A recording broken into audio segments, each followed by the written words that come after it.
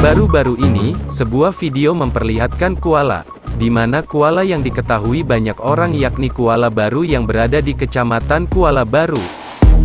Tapi tidak dengan koala yang satu ini, di mana koala ini berada pada Kecamatan Singkil Kabupaten Aceh Singkil. Tak heran jika koala ini banyak yang belum mengetahui, dikarenakan lumayan jauh dari pemukiman rumah warga. Tapi tidak dengan keindahannya, di dalam video juga memperlihatkan koala dari kejauhan dan keluasannya pada koala tersebut.